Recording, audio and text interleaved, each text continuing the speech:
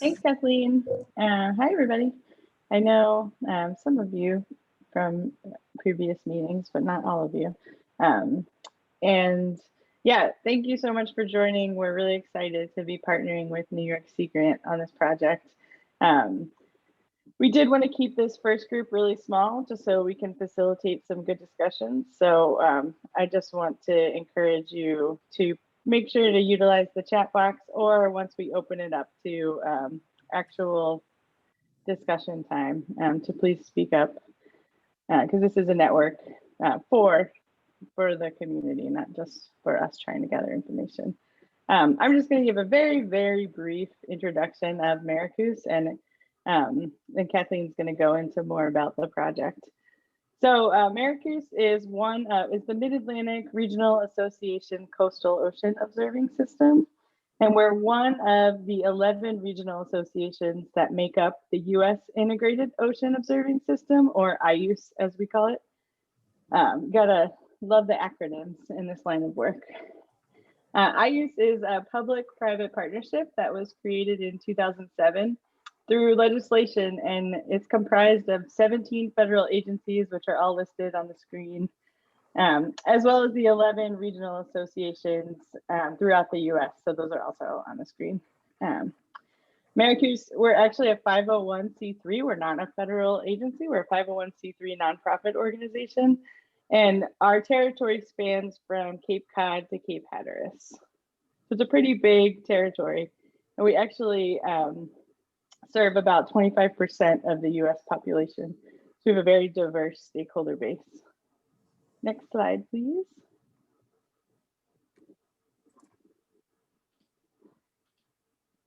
So Maricus and our partners collect data primarily using the platforms on this slide. We're constantly pursuing new partnerships and programs to expand the data that we collect, not only that we collect ourselves, but also data that we integrate from other partners into products and tools that are available for free to stakeholders in the Mid-Atlantic and nationally and internationally. I don't have a slide on this, but our primary data visualization tool is OceansMap. And it's, if you go to the Maricus website, it's just oceansmap.maricus.org. You can play around with it, and we offer tutorials and things like that. But there's tons and tons of data there, and we offer some customizations and other tools as well. Next slide, please. One thing that I really like to make sure people know is we're not just a research or data collecting agency for data's sake. Our mission is stakeholder driven, which means everything we do to provide data and tools is to serve a purpose. And that purpose is really very focused on the Mid-Atlantic, which is why those 11 regional associations are so important. Our work is focused into 5 theme areas, which are, you could read them, but they're maritime safety and commerce, offshore wind energy, which is a huge thing going on, particularly in the Mid-Atlantic right now, coastal hazards, so hurricanes, storm surge, flooding, rip currents, water quality, and fisheries. As I mentioned before, our stakeholders are very, very diverse, and they include federal, state, and local governments, nonprofit organizations, schools, K through 12 schools, academic institutions and researchers, industry professionals, emergency management professionals, and just Mid-Atlantic community members, including the recreational beachgoers. And that's not an exhaustive list by any means, but we do strive to serve a very diverse population in the Mid-Atlantic. So why do we care about the project? This project is important because rip current deaths occur frequently every year, and it's an important issue for many, many people in the Mid-Atlantic. The goal behind this, after talking with New York Sea Grant, is we want to facilitate, and Kathleen will go into all this later, I just want to mention a few things. We want to facilitate a community of practice or a network that helps determine the data and education needs, and then take those needs and create a plan of action to fill gaps and ultimately reduce rip current incidents and deaths. We've had a really excellent partnership with New York Sea Grant in creating this network. And I will hand it over to Kathleen to talk a bit more about New York Sea Grant and the project and the steps we've taken to date. Thanks, Mary. So just a quick little blurb about New York Sea Grant. We are located throughout New York State, including the Great Lakes and the Hudson Valley, as well as New York City and Long Island. We're one of 34 statewide programs. Pretty much every coastal state has one, including Puerto Rico and Guam. We are here in New York, we are a cooperative program between Cornell University, the SUNY system, and the National Oceanic and Atmospheric Administration. And our work really is to support coastal communities through research, extension, and education. So what that means is, as an extension specialist, I really like to think of myself as that go-between between the coastal communities and stakeholders and the researchers, and providing research to the coastal communities and coming back to the researchers and saying, this is what the coastal communities need. And then, of course, providing education and technical assistance on things. We have various specialists. My title is a coastal processes and hazards specialist. So what I really focus on is more things like flooding, erosion, and of course, rip currents. A little background about me. I've been working in the rip current field for about 10 years. Now I did my dissertation research all about rip currents, not only the technical aspect of understanding the processes behind rip currents, but also in a social science perspective of trying to understand what people know about rip currents and how to improve education methods so that people can understand about the hazards that they face when they go to the beach. So as I mentioned, we started this process back in June. It's a partnership between New York Sea Grant and Maracus. And the formal title for this project would be to develop a rip current network for Long Island's ocean beaches. And we're doing this because we want to learn the needs of various professionals. Through my communications with you guys over the past couple of months, I've always noted that we're interested in working with all of the professionals dealing with rip currents. We, including researchers, educators, and also forecasters, modelers, emergency personnel such as lifeguards, Coast Guard, and other municipal officials, so on and so forth. So we're really interested in the diverse range of people who are working within this field of coastal hazards. Ultimately, of course, we all want to be able to educate stakeholders in the sense of beachgoers about rip currents in order to decrease the number of incidences and ultimately the fatalities that are occurring. And our ideas here too, long-term, is that we'll start here on Long Island and, maybe make it into more of a regional thing and take it to the whole mid-Atlantic region and have an even larger network. But we're gonna start here on Long Island first. And we're gonna do this by developing a network of everybody here that will really work to strengthen the relationship so that we're working together cohesively and collaboratively. And through our collaborations, we will be able to develop tools that will increase both our understanding about rip currents and be able to increase our awareness, the awareness of beachgoers of these hazards.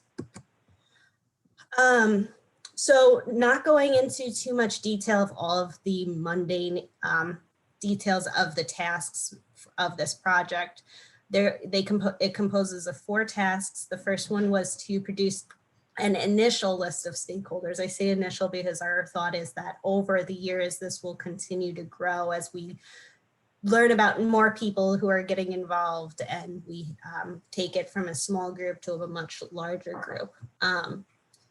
From there, we went on to develop a needs assessment that I think most of you probably received and participated in. If you didn't, we can send out the survey link if anybody has interest in seeing the needs assessment. And Pearson is going to talk more about the survey and the results that we received. Obviously, the task number 3 is to hold the workshop, and you guys are all here. So this is in progress as we speak. And then the last task of this portion will be to develop a final report.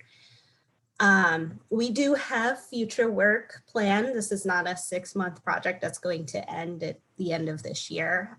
We are extending the work through June of 2021. And we have included more work in the 2021 to 2026 Maricus proposal. So I kind of touched upon this, but we really want to include a diverse group of stakeholders in this network. And I kind of characterize them as education and outreach, such as Maricus and Sea Grant and other non-governmental organizations. Modelers and forecasters, such as the NOAA and the National Weather Service. Research and data stakeholders, such as universities, and of course, Maricus also as a data collector and provider. And then on the ground, such as our lifeguards, safety and emergency personnel, and other government officials. And this is just an overview snapshot. Obviously, this network, it can grow much bigger than this. And if there's any, one of the things we'll talk about today is if there's anybody that perhaps I've overlooked that also needs to be included in this network. So now I'm going to pass it over to our intern from Cornell University, Pearson, who has been working with us over the past 6 months, and he's going to discuss the needs assessment and the results.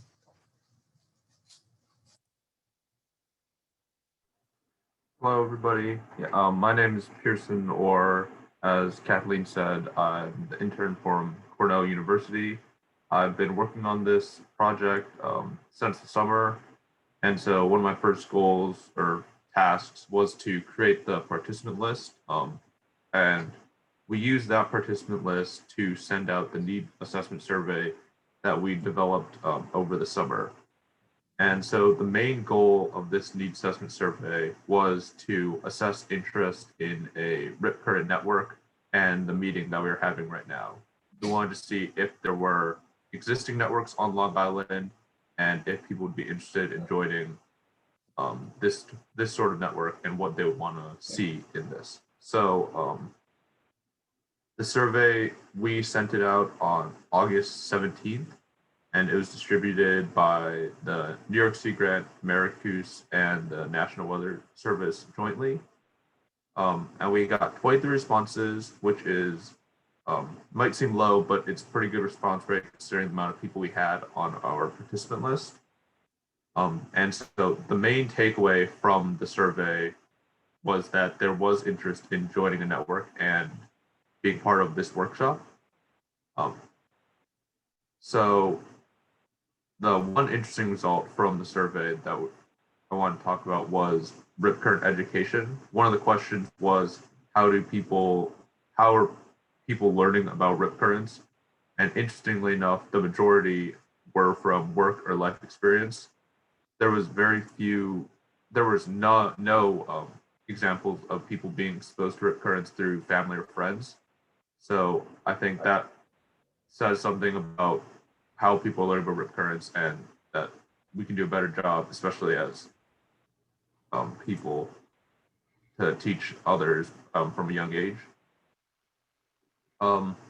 So going off that education area, there was still a small portion of the respondents who were interested in learning more about RIP currents, and this small portion was represented in the about third of the respondents who said they wanted a focus on education in this workshop. So I think later on there will be some focus on education, hopefully in the presentations that will occur in the next session. But even with those small people, the majority of the people who respond to the survey were very well educated rip currents, mostly because it was professionals who have been involved with this for years and years. And then one of the other big questions we wanted to ask when doing the survey was to understand what existing networks or communication was occurring on Long Island region. So we wanted to know if people were communicating, and this could be individual groups or different professionals, such as like lifeguard communication, or just like academic research that was going on like jointly. And we did find that there was some communication and collaboration, but this is mostly within fields, and we wanted to create a network that was across fields that incorporated lifeguards and academics together instead of just one of the groups communicating with each other. And then the most important question from the survey was about the network itself and the workshop that we're having today. So luckily, the majority of people said yes to a workshop and a network. And during that, we talked about what kind of logistics the workshop would have, what the outcomes and goals of the workshop would be. And we also asked for any recommendations for extra people who should be included that we didn't have on the list. And I think one of the major goals that almost everyone said was they wanted to use the workshop to increase safety, and this is going to be done through better communication. And one interesting note about the actual survey results was there was a wide variety of respondents from all the different professional types that Kathleen was outlining in the previous slide. One group that is kind of missing was nonprofits, which we had trouble finding, and there was not a ton of interest in rip currents. And so one of the things I think about that is these groups, while they're focused on ocean safety or like community outreach on Long Island, a lot of them don't have specific rip current focuses, which I think is something that can be improved in the future, especially because they have a lot of communication and educational power. Yeah, that's about it for the survey. And thank you. Thanks, Pearson. Great job. Thank you so much. So just before we open it up for discussion, questions, and any feedback from the group network, I wanted to touch quickly upon the goals of this first workshop. We really want to be able to open it up and discuss your experiences and interests in rip current science and or safety awareness. We have a great interest in determining the resources that are and actions that are currently being taken. And in order to do, and in doing so, we would be able to identify and discuss what data and knowledge gaps are missing or can be identified, and also discuss what next steps. This is a network of people, and so we really want your feedback in understanding what this network, how this network could benefit you. So that being said, I'm going to stop sharing. We can open it up to the Brady Bunch boxes and open it up for discussion and questions on either the project as a whole or anything else that comes to mind. And I guess just to kind of maybe get the conversation started, I'd really like to focus on the idea of who is, who's not here that really needs to be included. Who maybe did we overlook?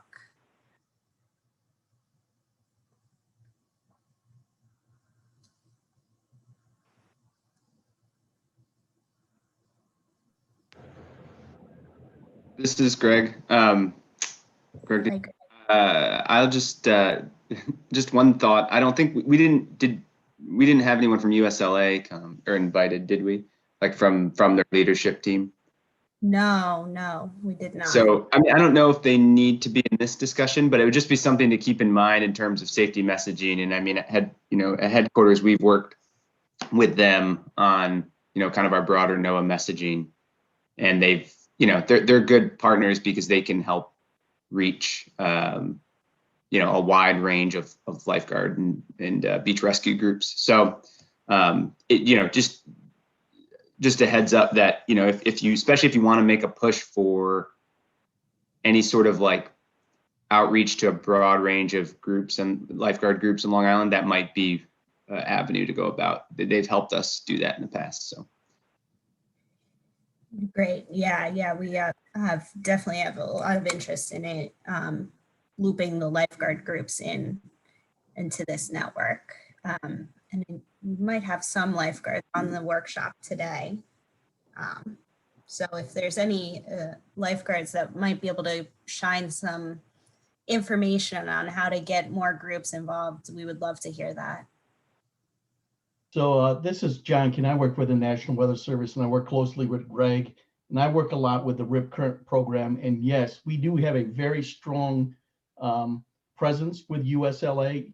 We're actually even developing more of a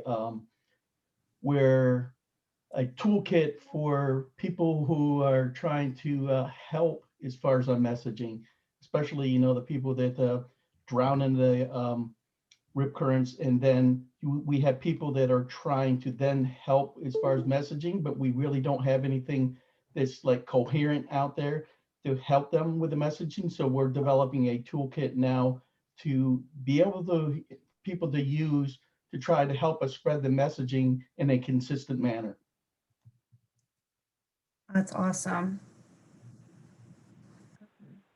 Nelson, are you looped in on that? Yeah, so we're definitely, that's always, one thing for us is, trying to work with the USLA. I think that's how we actually got in contact with Long Beach.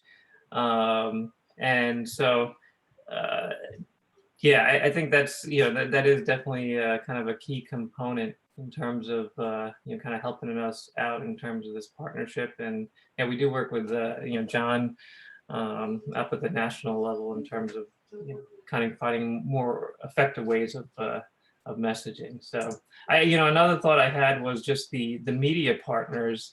I think that's a big one for us that, the reason we initially had a 1-day rip current forecast.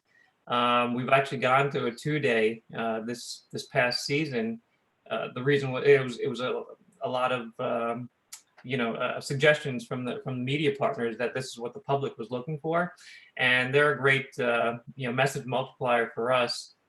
They look at our surf zone forecast, the rip current statements. They provide the beach they have a beach forecast kind of segment to their to their forecast, especially going into the weekends and stuff like that. So, kind of talking about communication and getting that safety messaging out, that hazard messaging out. I think maybe once this kind of gets a little more developed, I think definitely adding in the media partners as well. Yeah, it's funny. I thought of you yesterday, Nelson. I was watching News 12, and they advertising themselves, and they had the rip current forecast in their little commercial, what they do. So yeah, exactly. And I definitely know like the New York City media networks, they use ours. I'm not really sure how any other stations would be producing their own. So we haven't really delved into like each station, how they're doing it, but we're pretty confident that they are using ours, and we have presented it to them, what's being produced and the science that goes into it. So that's something we want to do on our end, but I think this would be a great group to to kind of integrate them into. I think the bang for the buck would be really, really good. yeah, that's great feedback.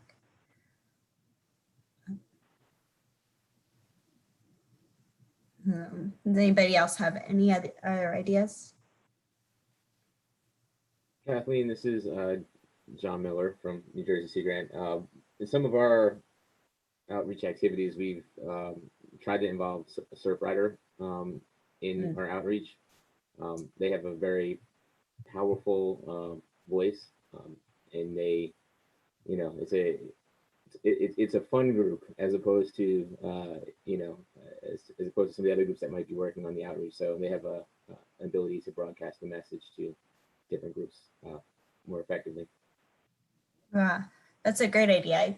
I know we've tried to tap into Surfrider, but on the regional level, but I think it'd be better if we start getting maybe more of the local contacts.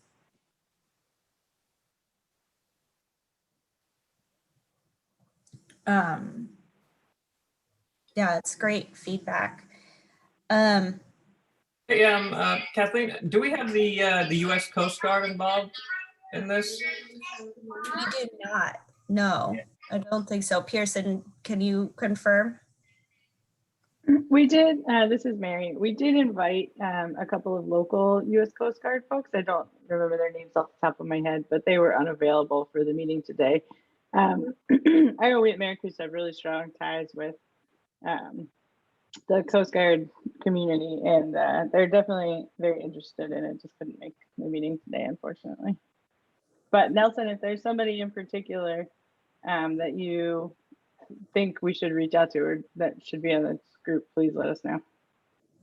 Yeah, certainly, because we we have good relationship with the U.S. Coast Guard Long Island sector, and we're building the relationship with the New York sector. But they were, they were certainly interested in our RIP current messaging, and because it is part of the, if there is somebody who is missing, and any type of kind of water related missing persons or something, they get involved. So they were interested in kind of remessaging anything that we have in terms of our surf zone products. So it was something that we just did this beach season. So I just think that they'd be kind of ideal to bring into the conversation, and they were interested in what we were doing and helping with the messaging. So yeah, we'll get a couple of them on board as well.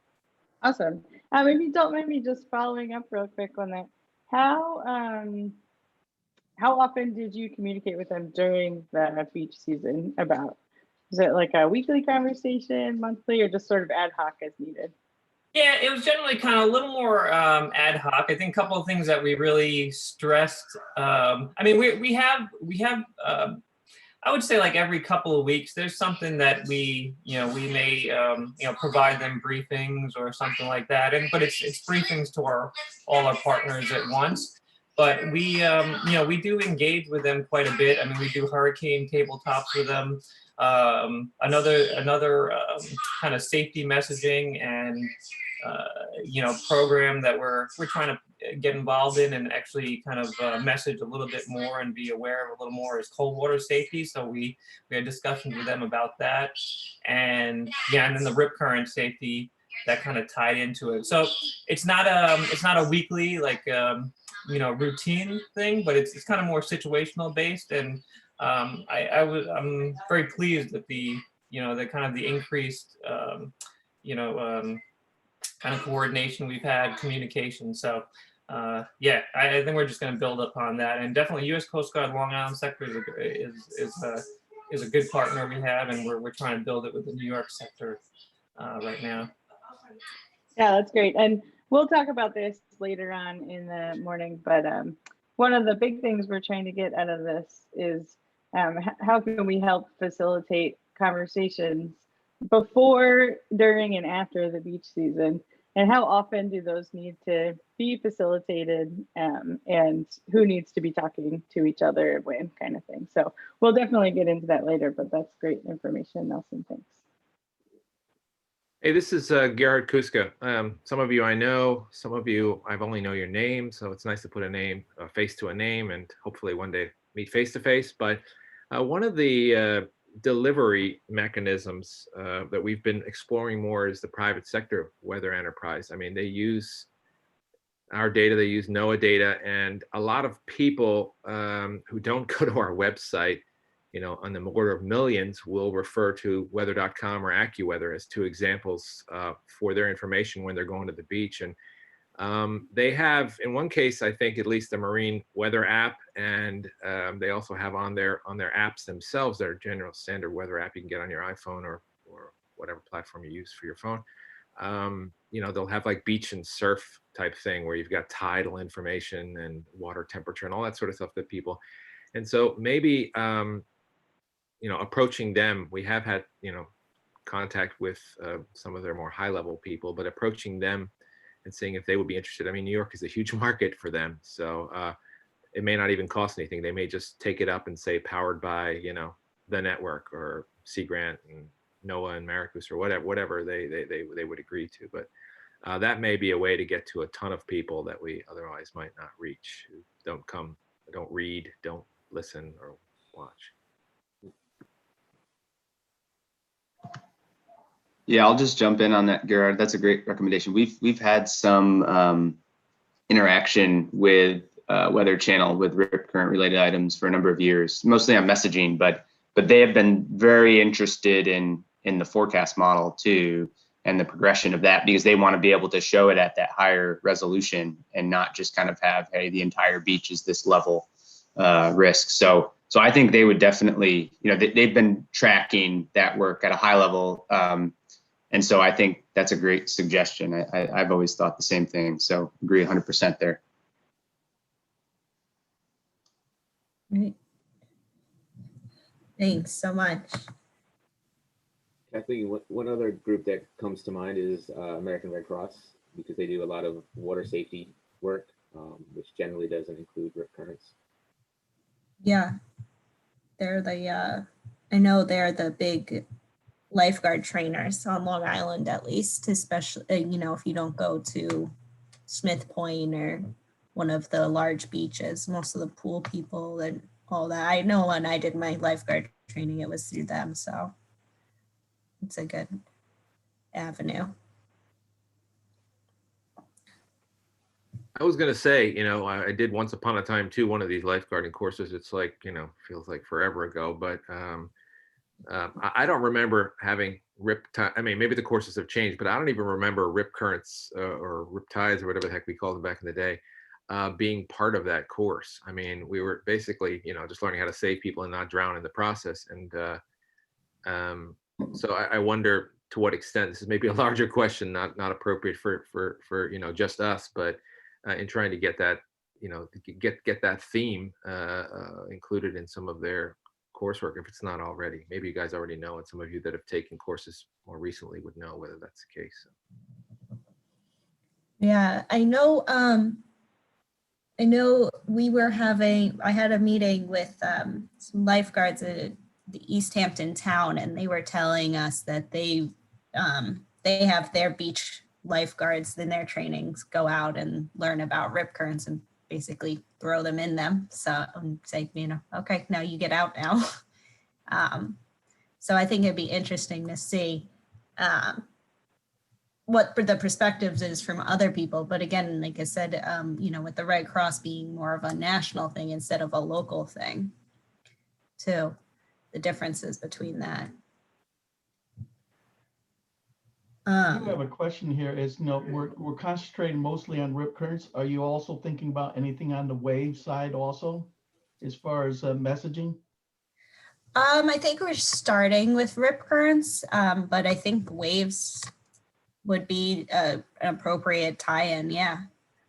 So you do know that, you know, that NOAA has a whole bunch of rip current modules as far as, you know, different things explaining the science behind it and everything like that. I'm pretty sure you're aware of, you know, a lot of, we do have wave safety videos too that we've developed there. So just to keep that in mind down the line, but there is plenty of videos that we did with Ocean Today. Greg's been involved with it too on the rip current side as far as videos. Yeah, you know, and coming from a research standpoint too, you know, the consideration of different wave heights and wave steepness on the, you know, strength of rip currents and all of that data also is going to be important as we go into hopefully researching the conditions that are creating rip currents in order to work on these models and forecasts. Yeah, and so also the National Weather Service, as far as our comms department, we've been working heavily with them, and we're getting them more involved as far as trying to get messaging out. And we have a few things that are coming up, probably this spring, this coming spring, on trying to help out as far as spreading out the messaging. The main area is, this is Long Island, so you're not more inland, but we got a lot of people coming from inland areas coming to, to the ocean there. Long Island would be one of them there. And you're having people who aren't even aware of what the heck a rip current is and how to get out of them. So we're working hard on that aspect of it for the inland areas. Hey, John, this is Gerhard. We joined or became a Weather Ready Nation ambassador a few years ago, and so part of our communications plan is to distribute that sort of water safety information, not just weather information that's relative to marine and coastal. But I wonder, do you guys know how many people in the New York area are Weather Ready Nation ambassadors? And if we could figure out who is and who isn't, that might be another avenue for us to pass out information through them, or encourage other people to consider the program, because I found it really valuable in just the amount of information that we get. And I mean, some people are looking at it. So the more of us that are passing out and referencing those informations, those valuable materials that you've mentioned, would be better. So I don't know who is, but I do know who's part, kind of leading over the, the ambassador program. So I could reach out to them for you and find out who is, kind of the ambassadors in the area. So yeah, I can do that right there. And Nelson may know some, but I don't know if he knows all of them. So I'll let him speak for what maybe he does know.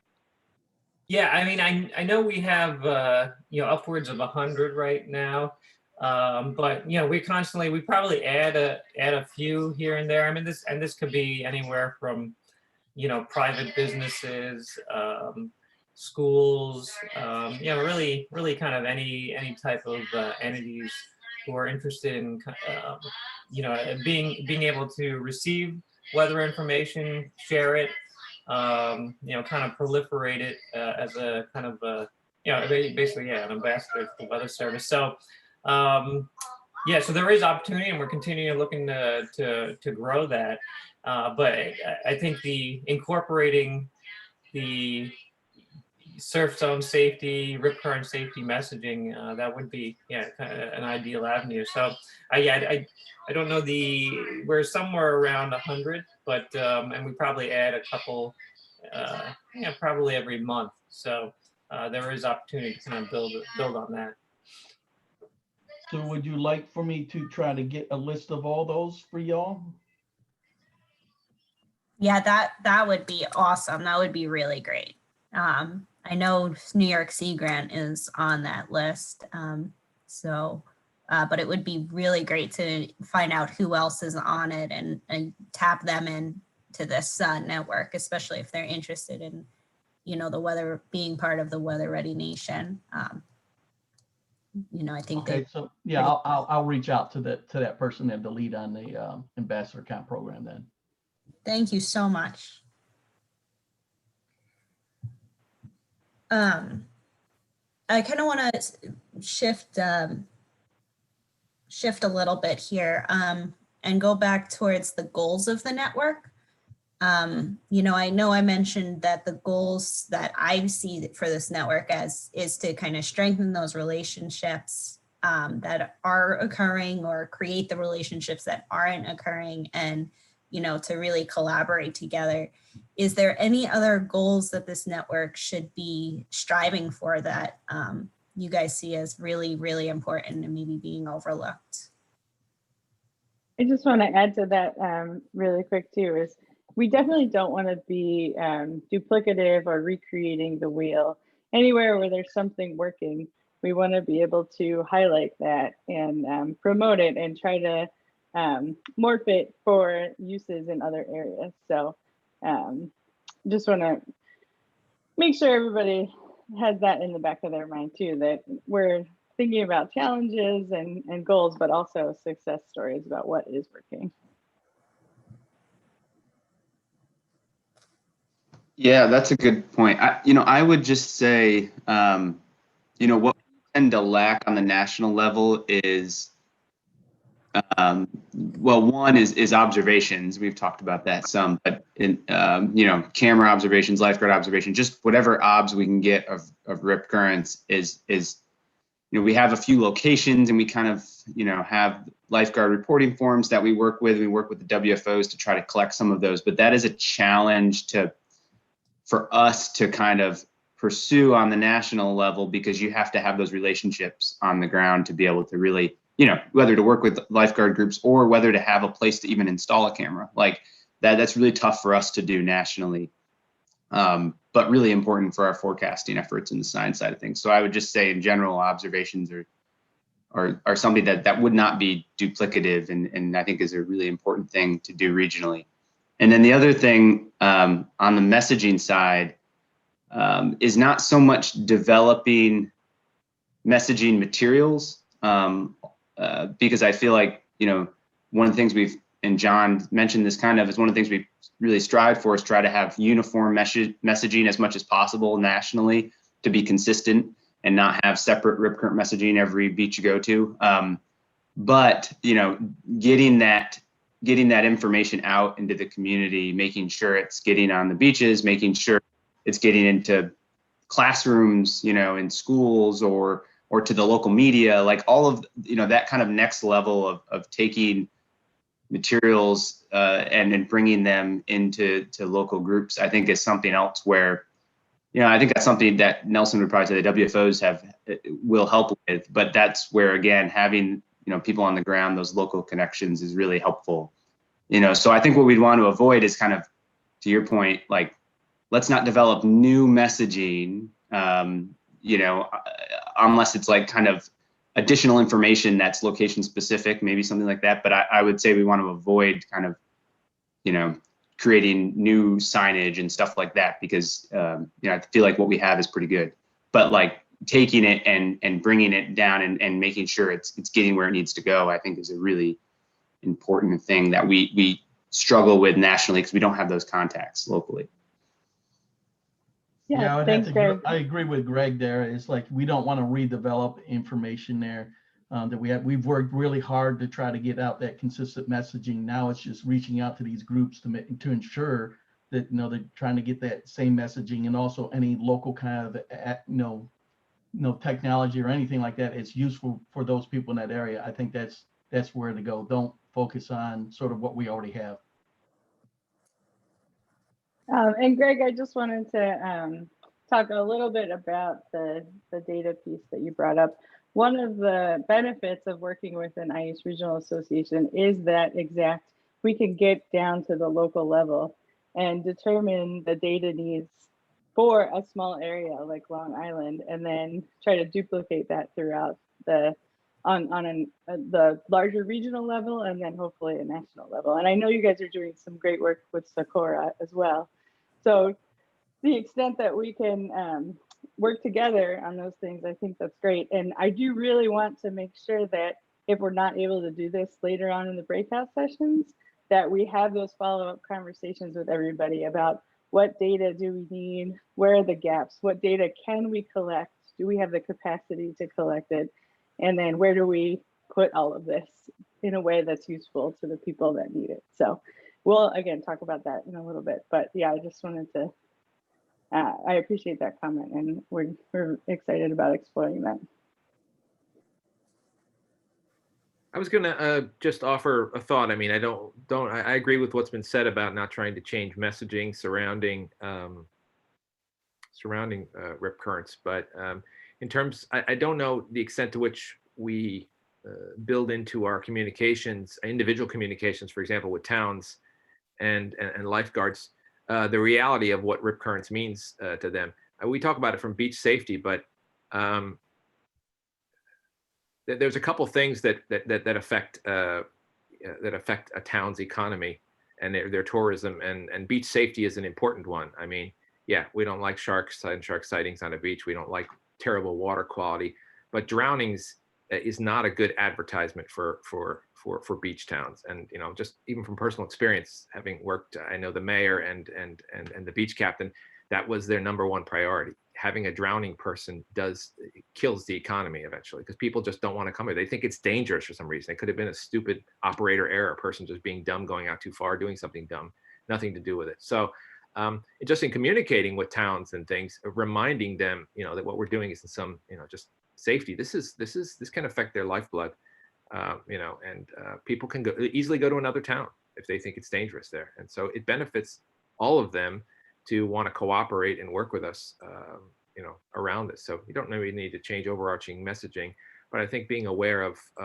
the role that Rip Currents plays in their economy can have an important positive effect towards our project. I'll just kind of build on that for a second and just kind of take it almost back a level. One of the things that we encountered years ago when New Jersey Sea Grant put up Rip Current signs in communities, some of the blowback that we felt from communities were they didn't want people to think their beaches were dangerous, right? So, you brought up the, what happens if somebody dies, and then it's a real problem, and it, from a public relations standpoint and people visiting beaches, we actually had communities think that if they put the sign up, people would think that their beaches were more dangerous than the neighboring town's beaches, right? Which is a completely really weird, it's a bad way to think about it, right? But that kind of plays into it too. And I would say just years ago, in terms of the data points, we had developed a Rip Current app, and I talked to Greg I think about this many years ago, and with the idea that lifeguards could identify rip currents and send all that information to the Weather Service and other places. And we got a similar amount of we were talking about whether this information should be available to the public, and that was a thing that came up, is that if that type of information was available, people wouldn't want to go to the beach in town X because the lifeguards are reporting all these rip currents, which they're doing a great thing and providing data that Greg could use to improve models. They would go to the neighboring town because they weren't reporting any rip currents, even though they were experiencing the same exact condition. So the role of the public economy and like that's a really important thing to consider in messaging and outreach, and how do you, I guess, overcome some of that competitiveness, between communities. Yeah, that's definitely. Most of I went to grad school in Miami, and that was a big thing down there. Working with rip currents and not really wanting to talk about it because their beaches are their lifeline there.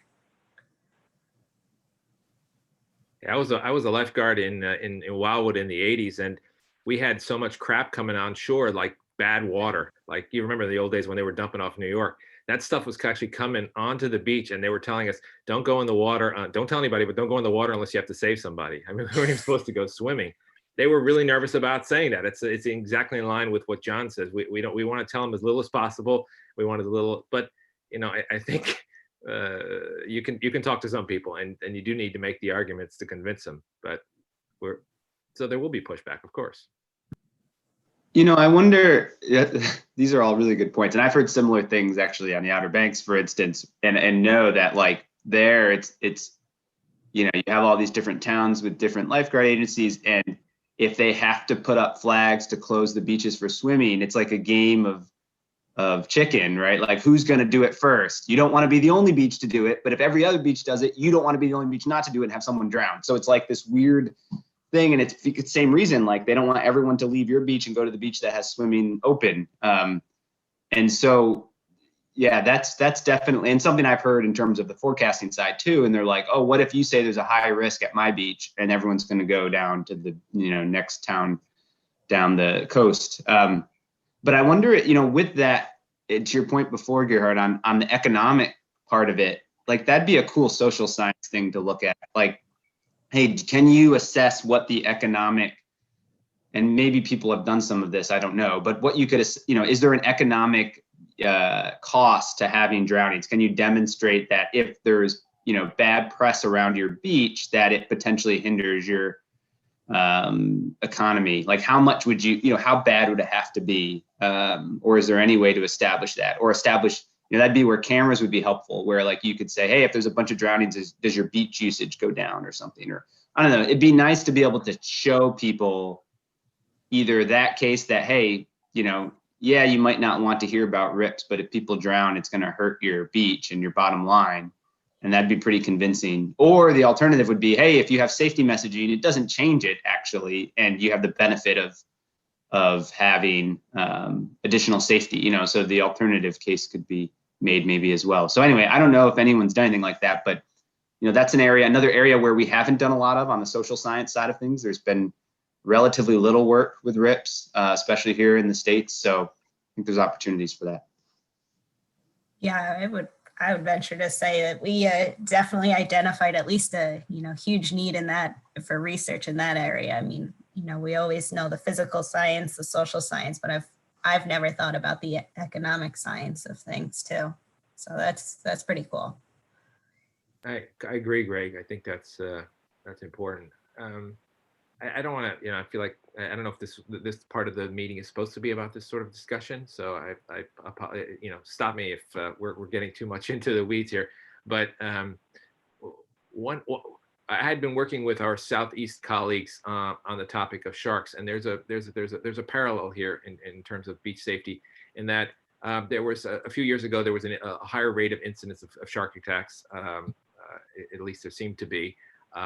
Off of Cape Hatteras and the Carolinas, and there was Florida those years too. I don't know if Kathleen, you were down there at that time, but in any case, we had talked about in the regional associations about developing tools that would help reduce risk, right, of these sorts of things. And of course, the response from towns was the typical, what you'd expect.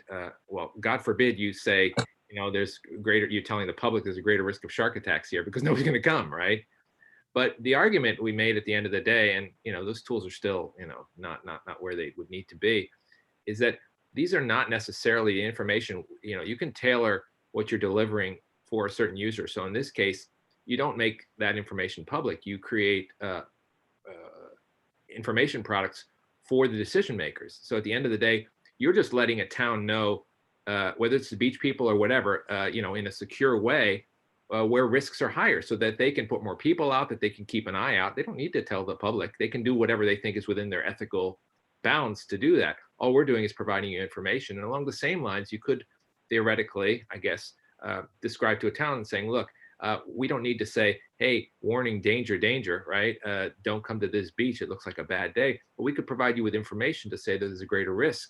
I mean, Weather Service already has these sorts of products, but you know what I'm saying? You could provide that sort of argument to a town to say, look, we're going to provide you with the tools so that you guys know when you need to ramp up your, you know, get your guys to stop staring down at the sand and maybe look in these directions, or keep an eye out for certain types of behavior and certain types of water more on some days than others. And that might be a way to get around some of that. We still do your messaging to the public, but you know, if you've got an obstinate town that doesn't want to put up signs for whatever reason, and there's always going to be one or two that are not going to play, right? So there may be alternate ways to get them to want to collaborate and see value out of what we're doing, and then maybe over time, you know, turn them to be more cooperative. Great. Thanks. I'm actually going to, this is such a great conversation. I hate to stop it, but I want to be able to say that we stayed on time. I did break, you guys saw the agenda. I did build in plenty of breaks, because obviously I don't want to invite you to a 3-hour meeting where we stare at the screen for 3 hours. So I want to take that now 4-ish minute break. We'll start back up at 10 o'clock with our next session, which is going to be 3 presentations. And you know, our last session will be 45-minute discussion, and we can definitely revisit all of these topics and many more during that time. So you guys want to take a break, and we'll start back up around 10 o'clock. Images and text and things like that, because surely there are other ways to convey risk to stakeholders and the public as well. So how can we try to supplement the amazing suite of products we have, but perhaps some other alternatives or just some additional information for the public. All right, so next slide, please. So our research objective is, yeah, how can we improve public understanding of rip currents? And the approach we took was by developing a virtual reality VR video game. And sort of the more initial motivation for this beyond rip currents was in some previous work done by our research group, we found that creating a virtual reality simulation of what it's like to be in a hurricane, like just sitting in the first floor of a home during a hurricane landfall, tropical cyclone landfall, and showing that to people really helped to prime their appropriate behavioral response. It got people thinking more strongly, obviously in a hypothetical survey scenario, that maybe we should take this more seriously. Maybe we should consider evacuating more seriously versus just showing them like the best track map and the traditional products they might see. And then one really great thing we noted was that we know as, you know, physical scientists and coastal scientists that generally it's the water, especially the storm surge in near coastal areas, that is often the biggest damage maker from hurricanes, often the deadliest part of hurricanes as opposed to the wind. But there seems to be a disconnect with the public off focusing on wind speed and category of hurricanes directly tied to the wind speed.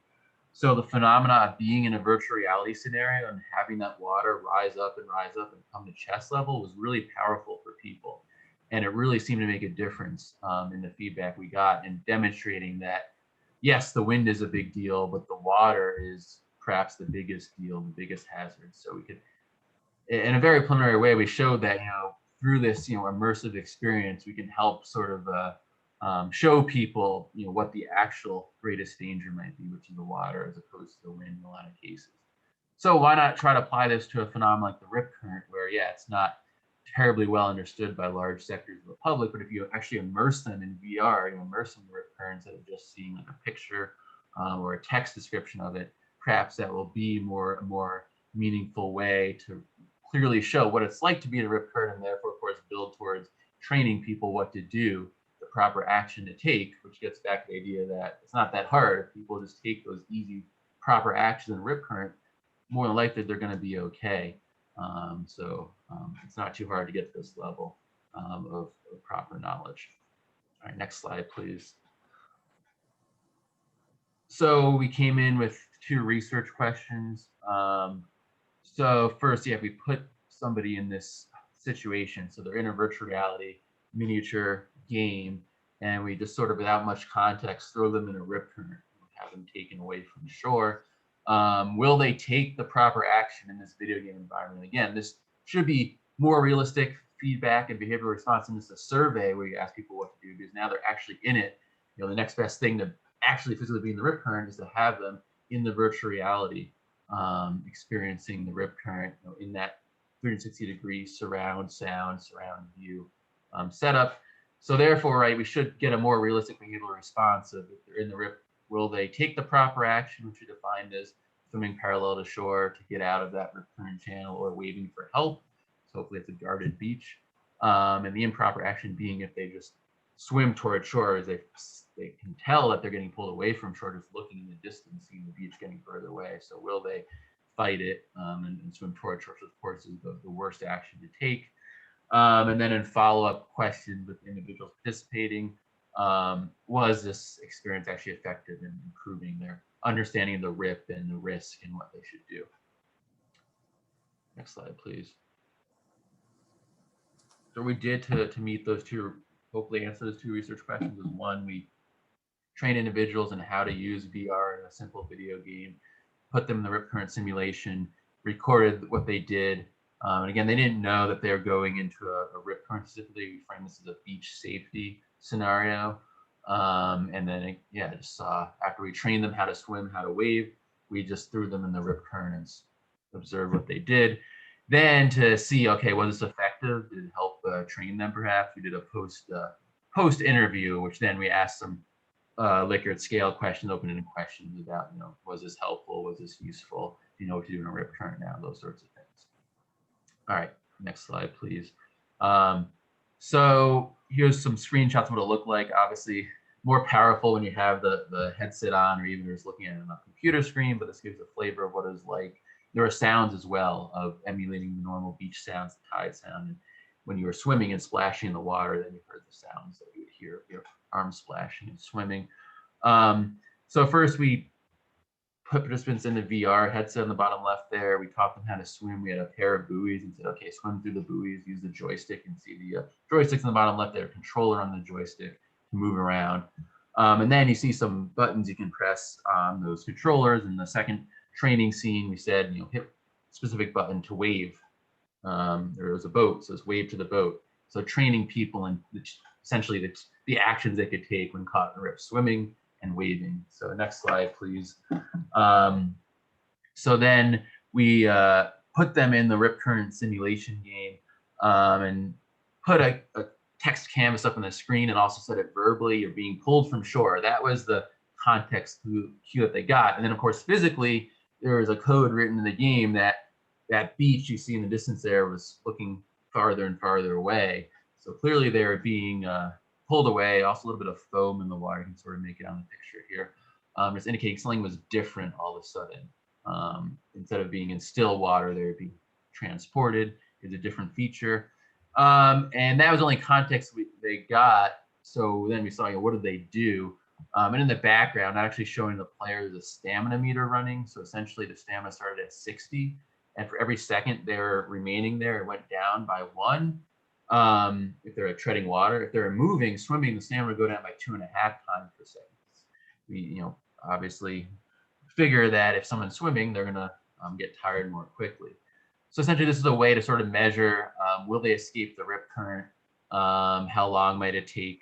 And to clue them into the fact that stamina is running, when their stamina fell to 20, so a third of what it originally was, heavy breathing would start playing to sort of give people a clue that they were doing something wrong if they still were sort of in the situation with their stamina running. So this gave us 3 possible outcomes. That stamina ran all the way down to 0. You'd say they drowned and actually drowned them, but that was what we record and asked them about. If they wait for help, that would end the game. Figure someone would come help them, so they were rescued. Or they escaped the rip current. There's a narrow rip current channel in this game. So if they swam parallel to shore, within just seconds, they would be out of the rip current. Again, emulating what we usually see in real life. If you swim parallel to shore, you get out of that rip current channel, and then of course you could swim safely back towards shore. So did they take one of those preventive actions in time, or did they drown? All right, next slide, please. So we went to Town of Hempstead Beach, public beach in Point Lookout, New York, and sat on the promenade and offered small compensation for people doing this. So we went for a few weeks during the summer of 2019, obviously pre-COVID, and ended up with 64 participants. Only 4 of them drowned, which was good.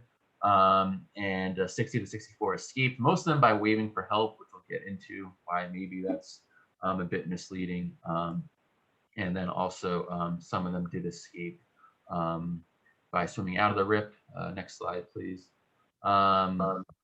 So we found that looking at these 2 objective measures, how long it took them, and also the stamina metric, we found that it was skewed right. So in the sense that most people figured out pretty quickly they're in a rip and either waited for help or swam out of it. But there's a bit of a bimodal distribution, the idea that perhaps when the heavy breathing started playing, we saw an uptick in people figuring out what to do. Yeah, again, waiting for help or swimming out of the rip. Next slide, please. And the same thing with the amount of time taken is skewed right. So most people figured out within about 10 to 15 seconds they were in a rip. You need to take a preventive action. But then again, there's this longer tail of a few people that either got out later on, or of course then just didn't escape at all and drowned. Next slide, please. Then we had the follow-up survey asking him about this. Most people found that this VR recurrent video game experience was instructive and immersive. Likert scale questions found that most people thought they were better prepared, mostly agreeing with being better prepared for RIP after this experience. And they overall found this immersive and also then hopefully memorable and engaging. And the interactivity of it, the idea they could sort of, do it yourself to escape a rip current was lauded as being useful. Next slide, please. And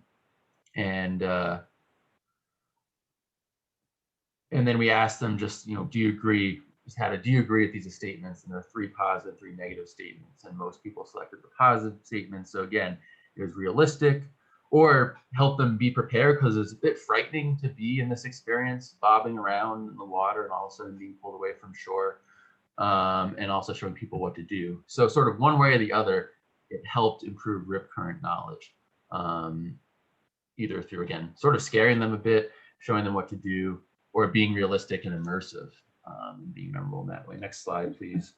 I'm down in the last, couple minutes here. Just wanted to quickly sort of get to the punchline here of some of these insights into behavioral response, which I think are some of the most powerful results of this research. A lot of people escape the rip current in the video game by waiting for help. But when we asked them in follow-up question, what should you do in a rip? Very few of those people actually identified waiting for help. So one reason might have been a bias in the training scene order, which will fix in future iterations of this. Basically, the order was we taught people how to swim, then how to wave, then put them in the rip current. So perhaps because it's freshest in their mind to wait for help, maybe that bias them towards taking that action. But number 2 is interesting in the idea of a human panic setting in. So, maybe people sort of forgot what to do, or confused or scared when all of a sudden they're being pulled from shore. So maybe they just defaulted to waiting for help, just using any option they could take. Also, that's the simplest action, right? It's more complicated to think about where's shore, where's parallel, and you take the action swim parallel instead of waiting for help, right? It's a more simple action. So even if they sort of know what to do, swim parallel to shore, don't panic. Maybe in the moment, they panic, and maybe that in real life, sometimes leads to why we have issues with rip currents. And if that's just happening in a video game, that panic actually maybe influences actions. Certainly you'd expect it to happen in real life as well. And also being supported by the lower bullet point there, that only about half the people that said you should swim parallel to shore did that in the video game. Again, maybe it's people forgetting in the moment what to do. So then how do we try to fix that? All right, next slide, please. So I sort of refer to this as the knowledge versus action gap. Further underscored by the fact that the 4 people who drowned claimed they knew what to do if caught in a rip, but then 3 of those 4 people said incorrect action. So they said like swim to shore basically is the right thing to do. So you also have this problem, right, of people sort of think they know what to do, but then they don't, so they're overconfident, and then maybe that gets them in trouble. Also we noted that even people that did get out successfully may have incorrectly described a rip current, or incorrectly described the wrong action taken rip currents. You also have this overconfidence that then maybe leads people like go in the water if there is a rip current advisory or something. They think they know what to do, but in reality don't. So how do we close this gap? Next slide, please. So what are these barriers to getting people to take this proper behavioral response? So that just sort of sums up what I was just saying. Next slide. We do want to expand this work. Obviously, the actual in-person VR is a bit problematic in the pandemic, so switching this more to an online video game. This is mostly frequent swimmers, so obviously you want to get more at the infrequent swimmers, people who live further from the beach, because statistically, right, those seem to be the people that have more trouble in rip currents. So that's a goal of future work. Next slide, please. Redeveloping this in a computer-based video game.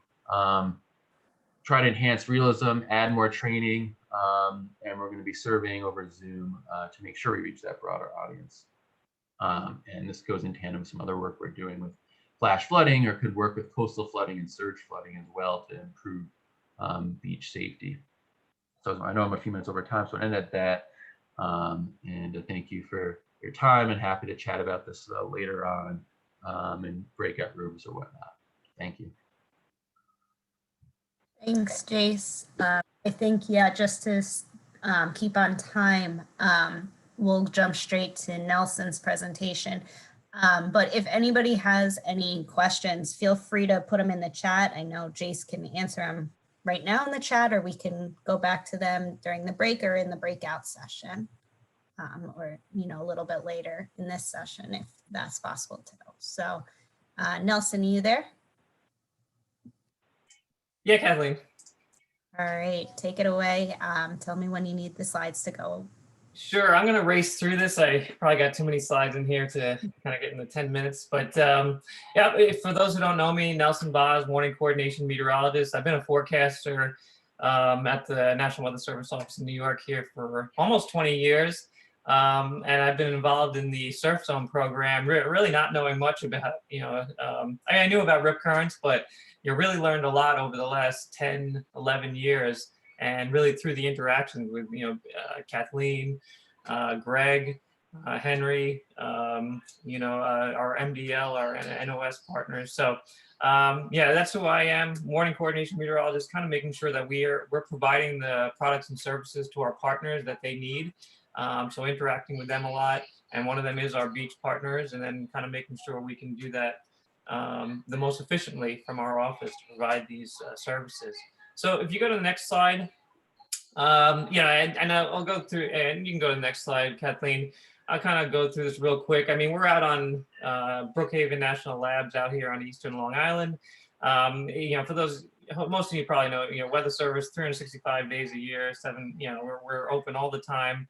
We're the official federal government source for, you know, weather and water forecasts, and really emission protection of life and property through our accurate and timely forecasts. So it really falls in line with what our emergency managers, our beach officials, our lifeguards are doing, is trying to protect lives. And so we're trying to provide the weather forecast services to help them do that. Next slide. Just our office, for those who don't know, we serve the, you know, the local tri-state area here, both aviation, marine, you know, the coastal marine interface, I'm sorry, the coastal land interface and the land, providing those forecasts. And that includes, you know, the beach, the Atlantic beachfront here, where we provide surf zone forecasts. You know, we're a small area in terms of where we forecast, one of the 122 Weather Service offices, but, you know, we're serving about almost 10% of the population of the United States. So there is a big, you know, vulnerability for those, especially who are not familiar with the beaches, to rip currents. Next slide, Kathleen. And, you know, so where we kind of really jumped in terms of the locally, the rip current and the surf zone program, 2005. That was, you know, the years preceding up to that, pretty, unfortunately, very deadly.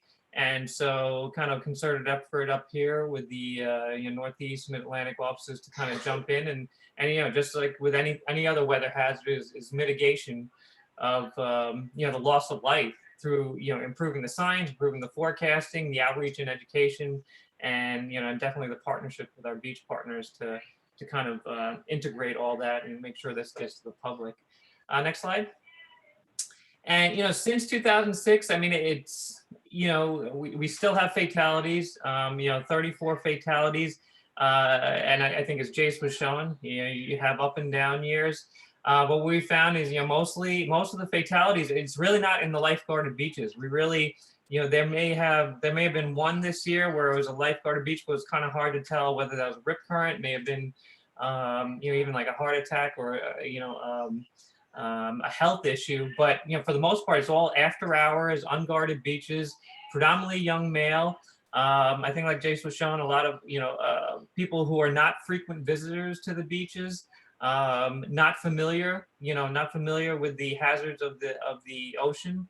And, you know, unfortunately, a lot of, you know, several fatalities over the last few years have been with kids in New York City who are playing around jetties and piers. So definitely something we're trying to, you know, for next season, we're wanting to kind of integrate more with New York City and kind of getting the messaging out. I think that's kind of a big area of concern for us. Next slide. So how do we communicate? You can go to the next slide, Kathleen. How do we communicate? We have some multiple different forecast products. The hazardous weather outlook, that's really kind of an outlook in the the 2 to 7 day period.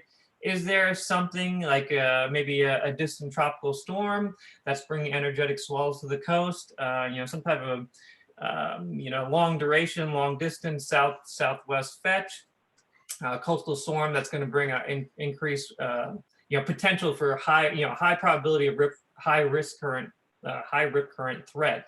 And that's when we will outline this in our hazardous weather outlook. So it's our kind of our first phase of alerting the public and our partners that there is a threat for rip currents coming up. Next slide. Really our bread and butter is the surf zone forecast. And what that is, that's really it's issued twice daily. It's now a 2-day forecast, used to be a 1-day forecast. And really it's covering all the Atlantic beaches from Brooklyn all the way to Montauk Point. If you go to the next slide, you can kind of see an example of it.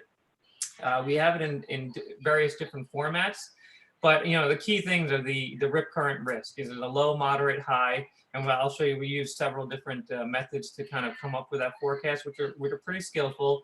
Surf height, and then all types of different information that our beachgoers would want to know in terms of water temperature, air temperatures, thunderstorm potentials, UV.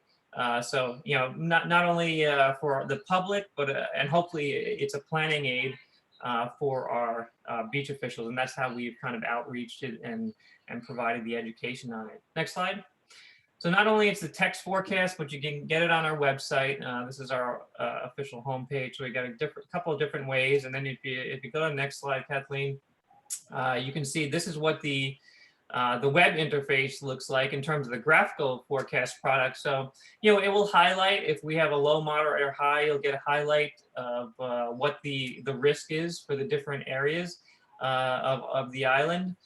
You can click on the individual flags, and if you go to the next slide, you'll see what you get is, we're not going down to beach level in terms of, what the rip current risk, and I think that was an interesting thing of the discussion we had earlier of how, maybe if you're forecasting for a specific beach and saying it's a high rip current risk there versus a moderate at the next, you may have that issue where people will just go on to the next beach. So I think that is kind of interesting. But this is what, if you click on the beach, you're getting basically that forecast for that general zone of what the rip current risk is, and then also water temperature, and then you have all the other kind of weather information that you would probably want. Next slide. When there is a high risk of rip currents, and that's based on what we're forecasting or based on observation, the combination of that, we will issue a rip current statement. And so basically, we have our surf zone forecast that goes out daily, updated twice a day. But this will get, this has kind of a VTEC coding. So this gets higher dissemination. This is picked up, by the media. They'll pick that up. This is also highlighted on our watch warning advisory maps. Just a higher level of amplification to our public and partners that this is a day that we are expecting a higher threat of rip currents. Next slide, Kathleen. And then we also, for the high, we do have a high surf advisory. These are the days where it's kind of a, a no-brainer that this is just going to be rough conditions at the beaches. And you traditionally could be, energetic swells coming in from a tropical system that it's offshore, or some type of coastal storm. I guess generally a 6-7 foot surf break. Where it starts to get more impactful, not only the rip current risk, you're gonna, of course, gonna have that heightened rip current risk, but also the, just the power of that break also, becoming more impactful, probably more injurious to those who are on the water. And so, this is, again, it gets a higher amplification, and our partners do use this to proactively close beaches. State parks uses it, some of the local beaches, they definitely look out for the high surf advisory, where you also have, also the associated erosion and, erosion risk as well to the beach. So provides a couple of layers in terms of messaging. Next slide. And then other forecast products, not only the rip current risk and the surf, the surf heights, and how that could be a threat to those beachgoers, but also during the warm season, thunderstorms are definitely a key, something that we want to be able to provide a lot of ample lead time to the public, and also the beach official to kind of show later. Is one of the topics that's not surf related, but that our visits with the beach, our beach community, kind of learning what is their what type of lead time do they need in terms of being able to evacuate a beach safely, and what actions they take. So kind of pointing them towards these severe thunderstorm land and marine based warnings and statements, giving them a heads up of any incoming convective activity. I think that's something that they utilize. And then you showing them different tools. We have NWS, INWS, being able to get text messages and cell phone alerts. I think that's another key for them, especially at their headquarters, to be able to relay that out to lifeguards. So next slide. We have, of course, social media. You can go to the next slide, Kathleen. Social media is a big way. So not only the website, but we can also proliferate the message through social media. We have our Rip Current Awareness Week that we have in May. And so we put out a lot of information, from headquarters that comes down, great information from John and Greg in terms of what they put together. And then we try and proliferate that. And this is picked up by a lot of our partners. You go to the next slide. We go through Twitter, Facebook. So if there is a high risk of rip currents coming up, or even I say a moderate risk going into the weekend or holiday, we will always try and message that in our social media. And so we do get, either through Facebook posts, this is kind of a classic Facebook post that we have, or, through, as well as through Twitter. So it's also going out through that way and, getting to as many people as we can. Next slide. So how do we forecast for it? It's three methods. We use the spreadsheet is kind of the method that we've been using for the longest, and we've been able to refine over time. And it's basically an index-based method, the Lushine method that I think developed down in Florida. We had one of our forecasters bring it up in the early 2000s, or say, towards 2005, I think 2006. He brought it up from the Carolinas where it had been adapted, and then we adapted it even further here. It's basically algorithms that allow us to based on the swell period and the swell height that we're forecasting, as well as the wind direction and speed, taking into account, we've kind of configured it. So, based on those factors and kind of weighting it all together, we would get a low, moderate, or, high threat for rip currents. Of course, this doesn't take into account bathymetry. So we do have, you'll see there's a lot of caveats that we have on the side in terms of the output you get from this, how you would want to adjust it to come up with your final forecast. But we've learned this through our beach, through our beach officials, through communicating with the lifeguards. What conditions are more conducive, looking at the observations coming in, and of course the research that's been done by people like Kathleen and Henry and Greg. In terms of what is conducive versus not. So this is working. We have pretty good skill with this. It doesn't get down to beach level, but a good general forecast for portions of our area. Next slide. Greg will, Greg's the expert on this, but the nearshore wave prediction rip current modeling. This is another really helpful tool that we're utilizing more. And I think the utilization of this, our spreadsheet technique with the rip current modeling, helps us to have even more confidence in a forecast we're going out. This uses the high resolution wave modeling that is done along our whole East Coast here, but what that does, it takes into account also the bathymetry and topography profiles to provide probabilistic information on what's the probability of a low, high, moderate risk of rip currents. And so another critical thing about this is working with our beach officials, our lifeguards, to get observations to help validate this model, help train the model. And so efforts are going on with this. Next slide. And then, a great new thing, we've been working with Jun Sun Im at MDL, Dr. Jun. So, she's been able to help us in terms of, taking that rip current modeling and then applying it to, kind of calibrating it based on our observations, calibrating it through her equations to come up with, a pretty skillful forecast at our individual beaches. You'll see 1, 2, 3, 4. There's 7 beaches that we get regular observations at. And so she's been able to kind of take that and calibrate it. So to give us a kind of a forecast, a max for the day, or even, looking at both tidal and wave information from the rip current model. And so we can get, probability of rip current. We can get kind of at different time periods, and also kind of a max min risk. So really, really cool stuff. And so we utilize all three of these techniques to come up with the, probably the most skillful forecast we can. And it has been really, it's been working really well. I mean, there's the individual beaches, they're going to have their own characteristics, their own flavor. And so we're providing that general forecast based on just wave and wind conditions.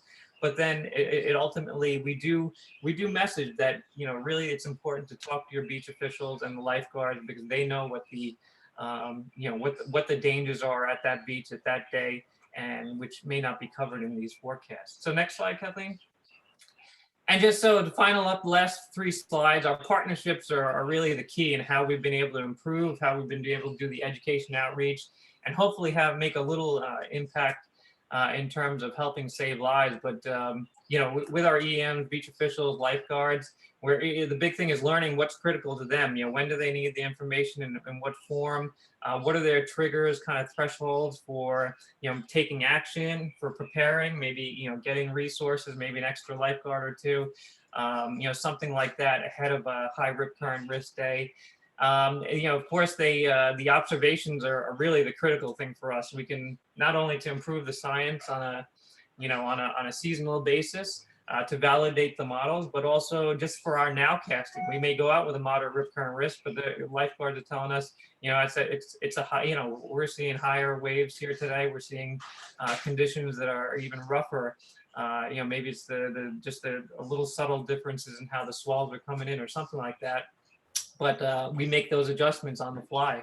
And of course, they're message multipliers. They're the ones down there on the ground who are providing that information to beachgoers and keeping them safe. So great partnerships with them. If you go to next slide, of course, our academic, and this is one of the things that, we did learn, just severe weather. What do our forecasters have to be cognizant about in terms of, say, we have a convective line or thunderstorms approaching a beachfront? How much heads up do our beach partners need? I mean, they need at least 20 to 30 minutes, sometimes an hour. So we try to give, that type of heads up, because they need that to evacuate the beach. And so, just stuff like that, kind of learning and for us to be situationally aware. Next slide. Of course, our partnership with the academia and governmental partners, a lot of those who were on this call today, that's really how we've been able to improve our rip current forecasting, the modeling, the information that we provide to the message out, and the safety information that's all coming from you guys is great information. And really what we try to take is, what's ever going on in the research, and then fold it into our operations, and then being able to message that out.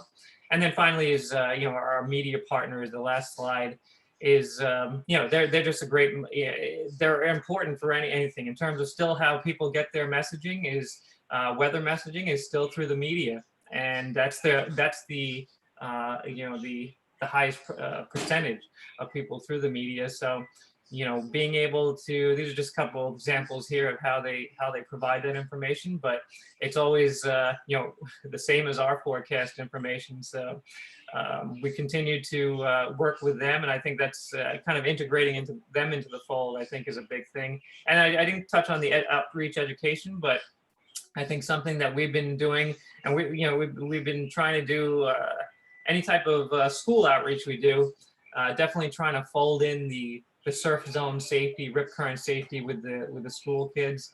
And I think there's an opportunity there, because we're doing more and more of this virtual school outreach.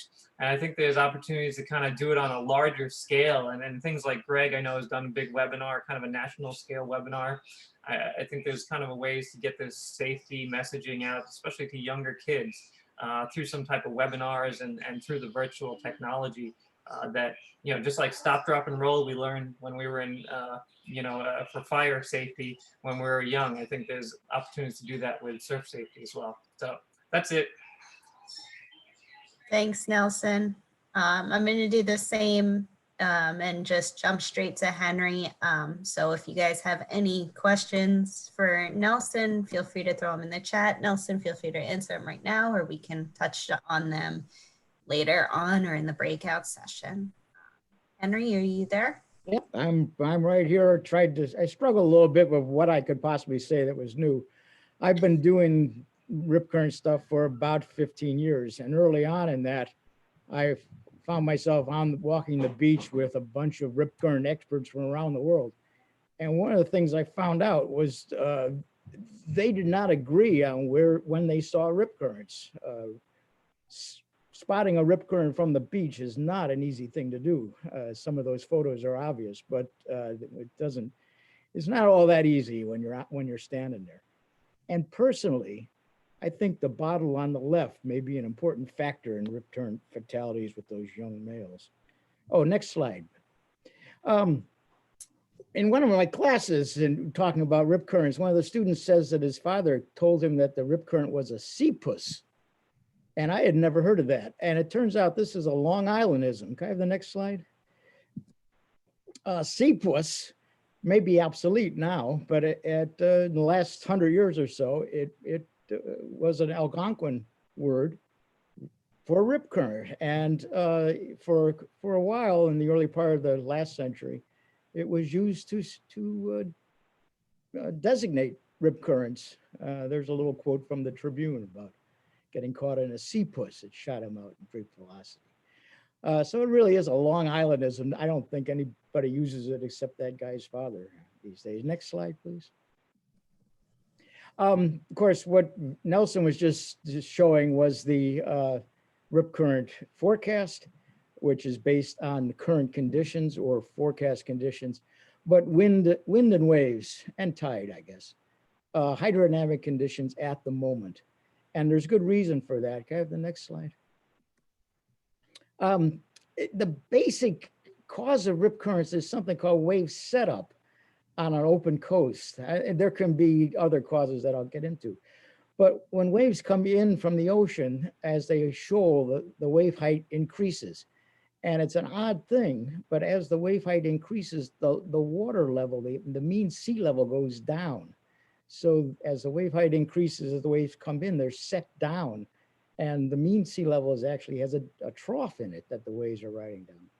After they break, the waves decrease in elevation as they approach the shore. They're bigger at the breakers and then get smaller as they get to the shoreline. And this decrease causes a wave setup, which raises the water level at the shoreline. And so the waves are actually running up on a slanted surface. Now you can't see this. And actually for a long time, this was a theory that had no backing behind it. Can I have the next slide?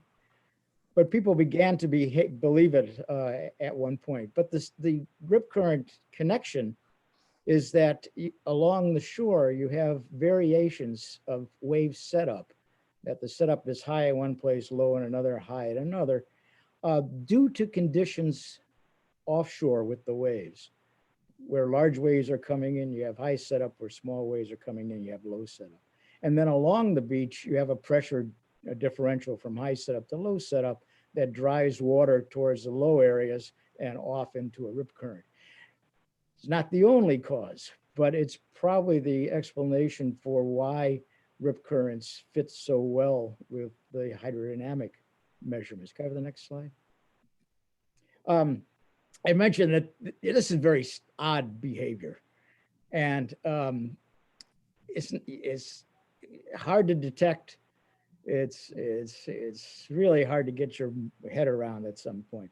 But after the 1938 hurricane, people started to believe that. Coastal oceanographers started to believe it. And the situation then was that the wind was coming across Narragansett Bay, like shown by that red arrow, and the arrows are wrong. The flooding at the Narragansett Pier, which is on the west coast, was greater than the flooding in Newport, which is actually on that island there, because Newport was sheltered by the waves. So they actually have observed this wave set up and set down, and people feel pretty confident that that's the basic hydrodynamic connection with rip currents. Can I have the next slide, please? We went out to the beach and used the camera technique to identify rip currents. And this is one of the things I hope to recommend, that you can get a sort of a rip current climate for particular beaches. These wave conditions that cause rip currents, and these are referred to as flash rips. When the waves are just right, you get this set up and you get a rip current form. When the waves go out of sync again, they disappear. Have the next slide. We set up cameras. I'm sorry, next slide. We set up cameras to measure the beaches. After a storm, as you probably know, the beaches tend to be fairly wide but low in elevation, and sand is moved offshore into a bar, referred to as bar beaches, as a matter of fact. Next slide. And then when calm conditions return, that sand in the bar moves back up onto shore and creates a berm beach, which is this high flat area along the beach where people put all their blankets. The bar kind of disappears and the berm builds up as that sand moves back. In between those two conditions, and next slide, you have a ridge and runnel. And if you've been to the beach a lot, you've seen these things. Whereas coming off the berm, you go down into a little runnel, a little valley, often filled with water, up onto a ridge of dry sand again, and then into the ocean. And this is a transition between that bar beach and the berm beach as that sand in the ridge is moving on shore. One of the slides that Nelson showed was a rip current, and it was a rip current breaking through, caused by the breakthrough in the ridge. Can I have the next slide? This one's not as good, but it's illustrative of it, that as the water in the runnel runs out across the ridge, you get that rip current formed in the base, immediately offshore in the ocean. So there is a strong morphological factor. Again, I think there's good firm foundation for using the hydrodynamic data to predict rip current risk, in the sense that it is a fortuitous combination of wave and wind conditions that cause those setups. But then the morphology of the beach, which we don't measure it. It's difficult to measure, but the morphology of the beach is really important for the persistence of those sorts of ridges. Kathleen and I had actually tried to deal with this. Can I have the next slide? There's a parameter called the beach parameter, or beach profile parameter, by Tony Darwipple. It's the acceleration of gravity times the wave height squared divided by the settling velocity of the sand cubed times the wave period. And when this value gets high, the sand moves offshore. When this value decreases, the sand moves onshore. And somewhere in between those two events, you'd get that ridge and runnel. And if that is what's causing persistent rip currents on a beach, you would expect to see the rip currents more frequently when that occurs. And it does not occur when the waves are highest. So this is a little graph, is a graph of a couple of days in October 2015, where the profile parameter goes up, the wave height goes way up. That's a big storm. And then it drops off. And it was 3 days later that ridge and runnel would form. So even though the wave conditions had calmed down considerably, the geomorphic condition for rip currents would have been high. We've been trying a couple of times to predict that condition. How long after the waves storm hits would you expect the ridge and runnel? When it occurs, how long you would expect it to persist? We haven't succeeded, but it's an interesting question. Can I have the next slide, please? That's the break. Hey, look at that.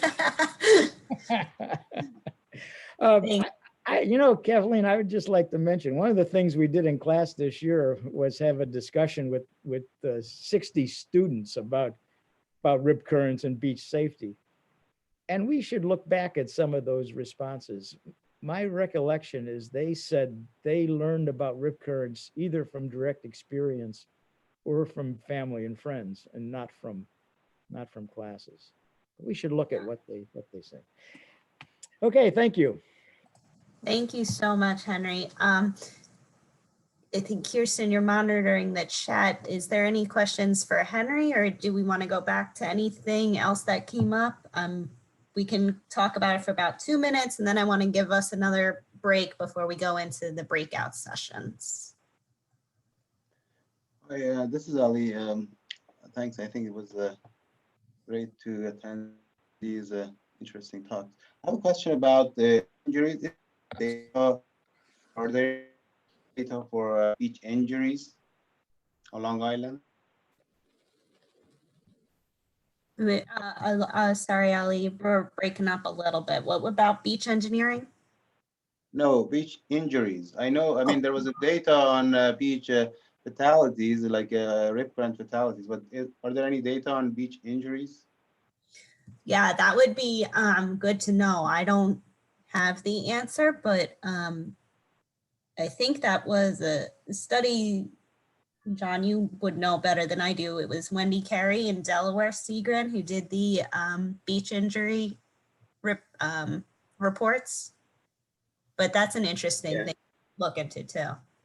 Yeah, Wendy Carey worked with Jack Palaio at University of Delaware, and they did a number, and I guess the lead physician at one of the emergency medical centers down there, looking at beach injuries. And they had a project where they even went so far as to have like crash test dummies that they threw out into the surf zone with accelerometers on them to try to measure impact forces and things like that. So some really interesting work came out of it. Yeah, I'm aware of that study. I was just curious whether there are any like recorded data of injuries on Long Island. Yeah, I think that's one of the questions I'm very interested in addressing, especially in this meeting, or as we move forward with a network. And if there isn't, if we can figure out a way to start recording that data. My recollection was that was one of the big things about that study, is that they had that great relationship with the medical center, and they were specifically asking those questions as to when people came in, whether it was related to surf injuries. So it's possible, but it might require some legwork to set something like that up. I think the other thing is maybe it might be a little different in New York, where in Delaware, where they were looking, it was pretty much one medical center that was taking in all of the surfs on injuries, whereas in New York, you might have to, it's more of a distributed network of hospitals, presumably that handles those injuries. Yeah, that's a great point. I mean, at Stony Brook, we have I'm sure we can find somebody in the hospital and create that connection, but it's probably not the hospital that many of the surf injuries go to, because it's, quite far from many of the beaches. I think I spoke with Jack about their project, and he basically he take find the correlation like sea climate and injury. There was like weak, and that particularly had to do with the lack of sufficient data.